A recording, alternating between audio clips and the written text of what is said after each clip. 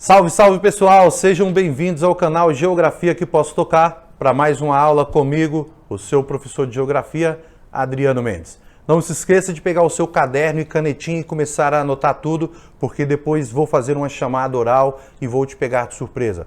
Os meus assistentes aqui, tá todo mundo meio desesperado, porque acabaram de tirar 0 em uma prova ali e coloquei eles de castigo aqui para tomar nota mais uma vez. Então fique esperto aí que eu sou um professor muito perigoso. Vamos lá, na aula de hoje vamos falar sobre o comprometimento dos solos.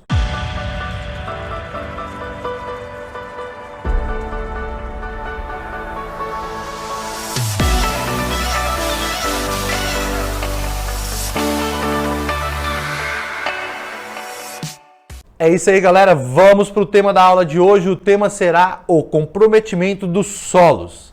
A expansão das áreas de cultivo, vocês podem acompanhar comigo nos slides aí, a expansão das áreas de cultivo se defrontam com uma série de problemas. Então, as pessoas querem produzir mais alimentos. O mercado está pedindo mais produção de alimentos. Só que não é toda a área do planeta que tem espaço ou que tem condições suficientes para a produção de alimentos. Então, aqui no slide vocês podem acompanhar, está apresentando aí o que impede a expansão das áreas de cultivo se depara com uma série de problemas. Quais são esses problemas que impedem a expansão dessas áreas de cultivo? O primeiro aí é o relevo. Não dá para você desenvolver a agricultura, criar um solo ali em cima de uma montanha, no pico de uma montanha. Então, regiões montanhosas definitivamente não dá. Exceto ali na agricultura asiática, na agricultura de jardinagem ali, que eles desenvolveram técnicas específicas para aquela região, cultivo do arroz. Depois nós temos aí a desertificação. Temos diversos desertos aí em torno do planeta que estão expandindo as suas áreas e isso comprometendo solos ali, solos agricultáveis, e isso os desertos também impedem a ampliação, dificultam a ampliação de áreas agricultáveis. Depois nós temos lá a laterização desse solo, sabe? Esse solo começa a perder nutrientes. Limitações climáticas, excesso de chuva ou pouca chuva, quente, frio, ausência de sol nas regiões mais polares impede o desenvolvimento de alguns tipos de produtos. Depois temos a erosão, que vai tornando um solo improdutivo, porque vai se desgastando, vai levando os nutrientes. Quando pensa, estão lá umas vossorocas, que é um outro impacto ambiental.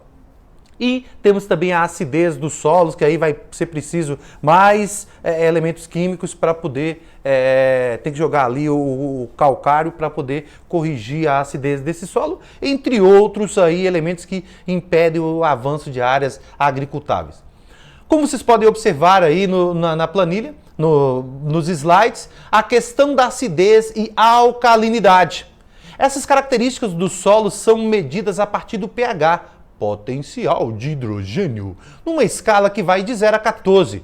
O pH da água pura é 7. Esse também é o valor ideal para o solo.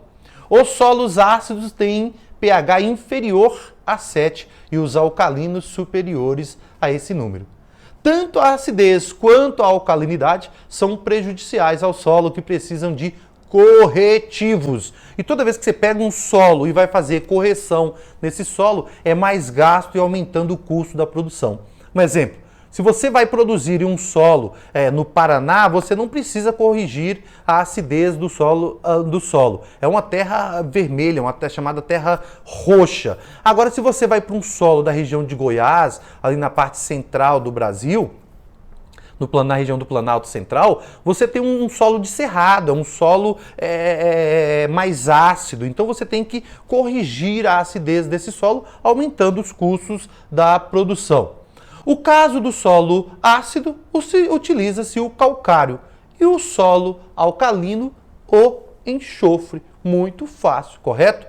Vamos para o próximo impacto, que é falar como o processo de lixiviação decorrente das enxurradas da chuva, muitos minerais são levados, os chamados minerais hidrossolúveis, sódio, potássio, cálcio, entre outros. facilitando que aflorem os minerais pesados como hidróxido de alumínio e ferro. O ferro cria uma coloração avermelhada, pH alto, entre 9 e 8. Se liga nessa aí, malandro. Como resultado, forma-se a laterita, crosta endurecida, inviabilizando a fertilidade do solo. Quando você olha ali no seu vasinho de planta, que está aquele ferrugem por cima, ou seja, ocorreu uma laterização. Lavaram esse solo, como nós já falamos, a lixiviação. Esse solo ficou pobre em nutrientes, como mencionado aqui, vocês podem observar aí no slide, acaba predominando, aflorando os minerais pesados, o chamado hidróxido de alumínio e o ferro, certo?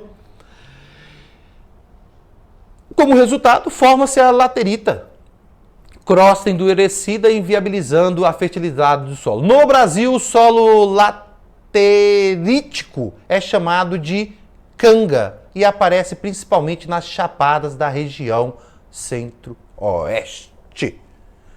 Vamos falar do próximo ponto que impede a expansão do solo aí, é a salinização. Comum nas regiões áridas e semiáridas, também em regiões em que outrora, ou tempo geológico, fora coberto por oceanos. A constante irrigação do solo também pode provocar esse fenômeno, pois, quando a água evapora, pode facilitar o afloramento do sal. Nessas regiões em que ocorre essa salinização, até a água de poço é difícil para beber. Então você bebe, é terrível, o tanto sal que tem na água. Então, imagina ali aquele solo se tornar agricultável, a planta não consegue sobreviver. Então, indubitavelmente aí, a salinização impede esse processo aí de avanço dos solos. E aí, chegando aqui na última etapa dos nossos slides, da nossa aula aqui, falando sobre essa questão do solo, as formas de conservação do solo. Toma nota que isso vai cair na prova. As formas de conservação do solo. Listei aí 6 formas, tem muitas outras, aqui temos as principais. Primeiro, para combater a erosão superficial, são necessárias aplicar algumas técnicas e mudanças do comportamento.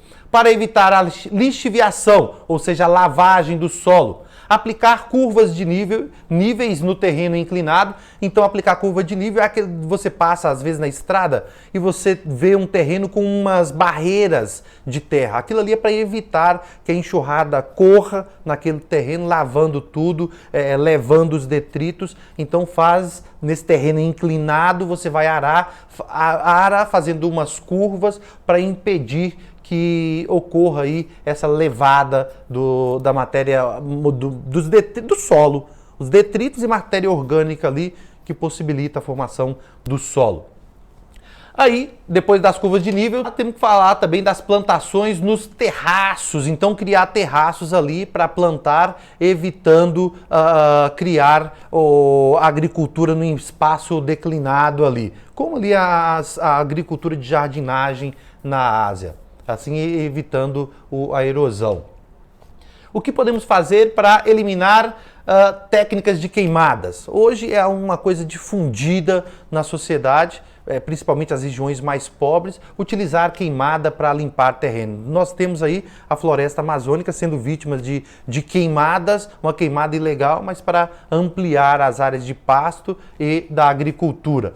A questão é aí que nós temos que eliminar queimadas para preservar os solos. Depois nós temos lá no quarto ponto, fazer uso corretivo com prévia análise de profissionais especializados como geólogo, pedólogo e biólogos. Antes de começar a fazer qualquer coisa, até mesmo para construir o solo ali, você utilizar esses profissionais para fazer um estudo, ajudar na preservação desse solo. Então esses profissionais ali vai saber indicar quais as melhores técnicas na hora do cultivo, na hora de cuidar, na hora de preparar um terreno para plantio.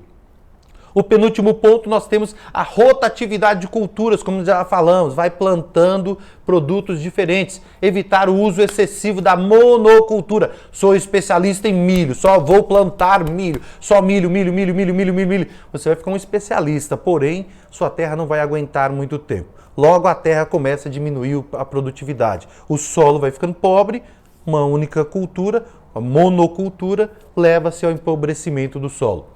E aí, chegamos ao último ponto, para praticar a rotatividade com pousio, ou seja, deixar uma parte do solo sem plantação comercial, recolocando de preferência as vegetações nativas, a fim de propiciar ao solo sua regeneração. Deixar o solo ali com a vegetação nativa crescer um tempo, relembrar lá do seu estágio natural, para depois voltar a cultivar. É isso aí, galera. Ficou aqui as dicas da aula de hoje, falando sobre a conservação do solo. Espero ter ajudado. Não esqueça de curtir nosso vídeo, compartilhar e, claro, deixar sua mensagem aí para a gente saber o que você está pensando. E eu vou aí também te dar um olá. Grande abraço!